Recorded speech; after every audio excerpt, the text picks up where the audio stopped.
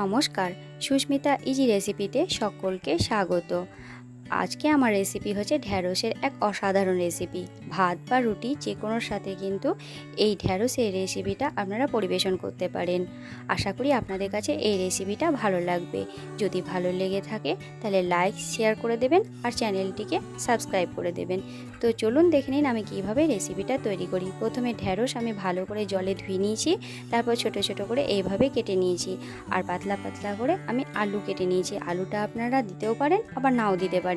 আমার আলুটা ভালো লাগে তাই এখানে আমি আলু দিয়েছি। তারপর আমি কড়াইয়ের মধ্যে সর্ষের তেল নিয়ে নিয়েছি আর সামান্য একটু হলুদ দিয়েছি। তেলের মধ্যে হলুদ দিলে কি হয়, তেলটা উপরে উঠে আসে না। আপনারা যে কোনো রান্নার সময় আগে একটু হলুদ দিয়ে দেবেন, তাহলে দেখবেন ওপরে উঠে আসবে না। তারপর আমি কেটে রাখা আলুগুলো কড়াইয়ের মধ্যে দিয়ে দিলাম। তারপর স্বাদ মতন আমি লবণ দিয়ে দিলাম।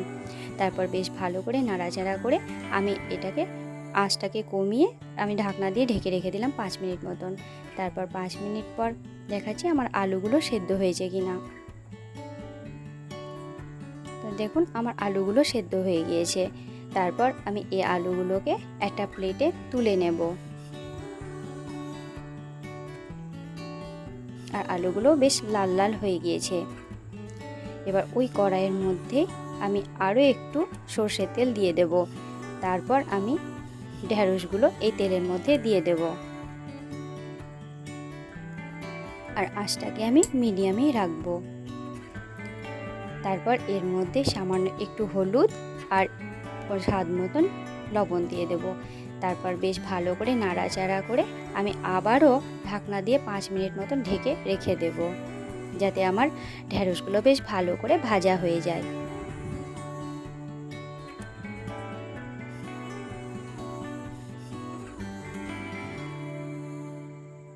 তারপর 5 মিনিট পর ফিরে আসছি। দেখুন আমার ঢ্যাঁড়সগুলো ভাজা হয়ে গিয়েছে। এবার ঢ্যাঁড়সগুলো আমি প্লেটের মধ্যে তুলে নিচ্ছি। তারপর ওই কড়াইয়ের মধ্যে আবার একটু সামান্য সর্ষের তেল দিয়ে দেব। তারপর এই তেল গরম হয়ে এলে তেলের মধ্যে দিয়ে দেবো সামান্য একটু পাঁচফোড়ন আর দিয়ে দেবো 2টো কাঁচা লঙ্কা। তারপর একটু নেড়ে চেড়ে নিয়ে তারপর 2টো বড় বড় সাইজের পেঁয়াজ আমি কুচি করে নিয়েছি। আর সেই পেঁয়াজ কুচিগুলো এই তেলের মধ্যে দিয়ে দেব।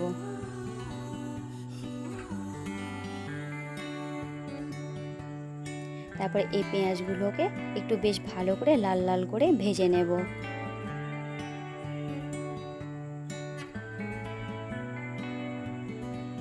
এবার আঁচটাকে একটু বাড়িয়ে দেব,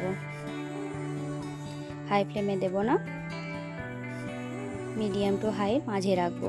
তারপর কেটে রাখা একটা টমেটো, সেটাকেও আমি এর মধ্যে দিয়ে দেব। তারপর বেশ ভালো করে নাড়াচাড়া করে নেব। আর এর মধ্যে অল্প একটু মশলা দিয়ে দেব। এই রেসিপিটা কিন্তু অল্প মশলাতেই তৈরি হয়ে যায়।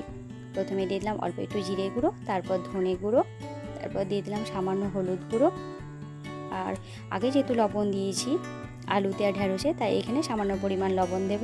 আর দিয়ে দিলাম চাট মশলা, আর দিয়ে দিলাম অল্প একটু রঙের জন্য কাশ্মীরি লঙ্কার গুঁড়ো।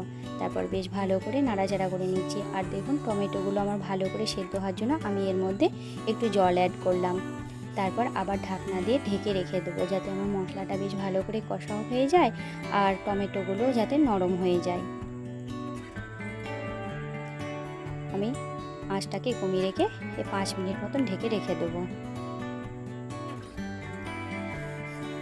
তারপর 5 মিনিট পর ফিরে আসছি। দেখুন আমার মশলা থেকে তেল বেরিয়ে গিয়েছে আর এইদিকে টমেটোগুলো সেদ্ধ হয়ে গিয়েছে। এবার এর মধ্যে দিয়ে দেব 1 চামচ মতন চিনি, কারণ চচ্চড়ি একটু মিষ্টি মিষ্টি না হলে ভালো লাগে না। তো এখানে আপনারা আপনাদের ইচ্ছে মতন চিনি দেবেন, যার যেমন দরকার। কেউ যদি বেশি মিষ্টি খেতে চায় তাহলে আরও দিতে পারেন, আর একটু কম খেতে চাইলে এর থেকে কমও দিতে পারেন। এবার আমি এর মধ্যে আগে থেকে ভেজে রাখা ঢ্যাঁড়স আর আলু দিয়ে দেব। তারপর বেশ ভালো করে আমি মশলার সাথে কষিয়ে নেব, যাতে বেশ ভালো করে এই মশলাগুলো আলু আর ঢ্যাঁড়সের মধ্যে ঢুকে যায়। তারপর এর মধ্যে আমি দিয়ে দেব, যেহেতু এটা চচ্চড়ি তাই সর্ষে বাটা ছাড়া কিন্তু একদম ভালো লাগে না, তাই এর আগে থেকে আমি সর্ষে বেটে রেখেছি আর সেটা কাঁচা লঙ্কা আর লবণ দিয়ে।